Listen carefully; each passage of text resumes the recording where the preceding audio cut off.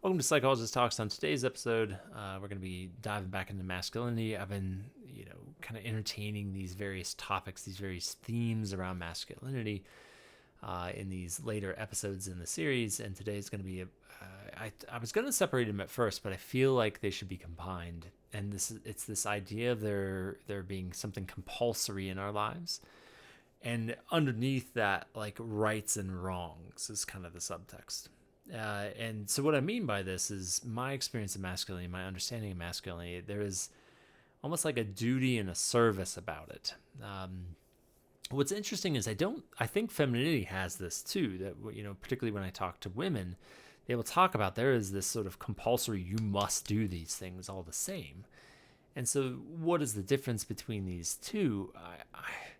I don't know. I guess I'd be kind of curious to hear in the comments if I'm really, sussing out something that dually exists, that both masculinity and femininity, particularly around gender socialization, struggle with these things. But for what it's worth, I think a more masculine sort of energy in this realm is that there's like a right and a wrong way to do things. There's this sort of inadvertent inflexibility around this. Now, this doesn't mean that it's all bad.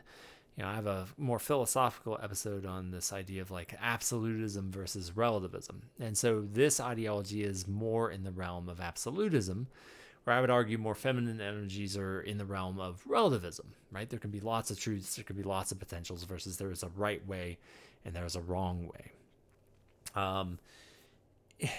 I'm searching my mind in like the world of history of like, is this really accurate, or is this really just a commentary on strictly gender socialization? But I think really there is something about, masculinity, like, the sheriff that does right and wrong, this internal sense of overly moralistic, like there is duty, there is something that you must do, and it is your role to do it.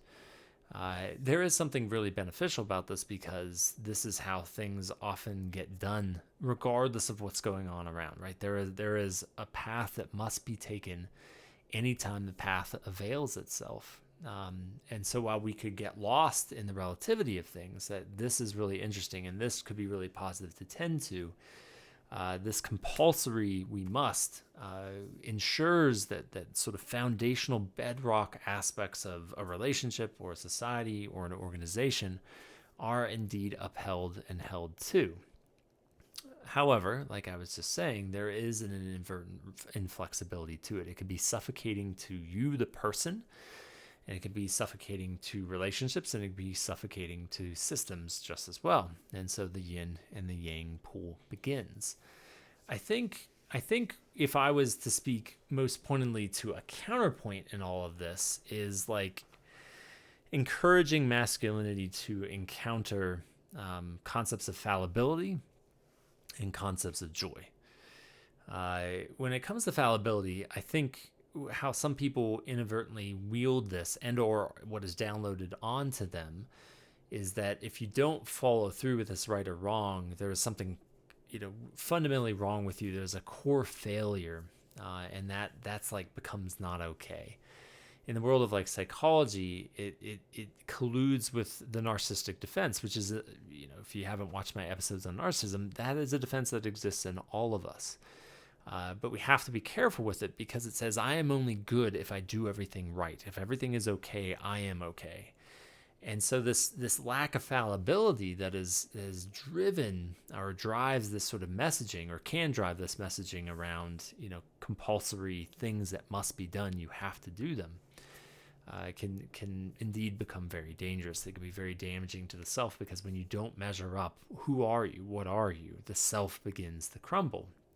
And so allowing yourself to be fallible and say, there are these things, there are these perceived in the vicinity of generally like rights and wrongs that are very important to me, right? They become values. They become something that is a moral alignment, not amoral. And I want to hold to them, but that does not mean that I am inflexible with myself or I'm inflexible with the outcomes. I have to be okay to a certain degree that I will be dutiful to these things, but they will be incomplete or they will be imperfect, and that is okay. You don't have to be 100% on this. The second thing is joy. Compulsion sometimes takes the joy out of things, the joy out of living, the listening to oneself and emotions to say, I know this is what I'm supposed to do. I know this is the right thing to do. I know this is what I perceive my role to be.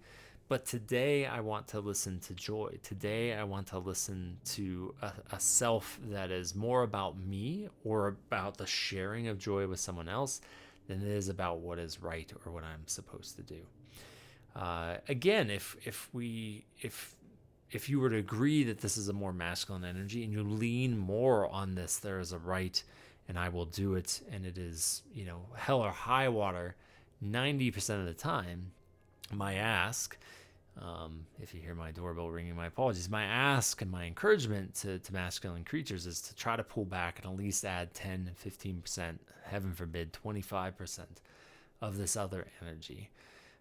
That you are a fallible creature. You cannot escape that. If anything, that is what makes you human. And within that fallibility lies the potential to engage the world through joy and with joy and share that joy with other people too. You can be the rock 75% of the time. But for the love, please add in a little bit of 25%, a little bit of joy, and a little bit of just fallibility. So this one's much shorter than some of the others. So, as always, I thank folks for listening. These are episodes I really would love comments, because these are not like firm assertions of like, I know this to be a fact. These are just sort of musings about masculinity based on my own experience as well as my role as a psychologist. And yeah, I'd love to hear from folks of how they encounter this particular theme.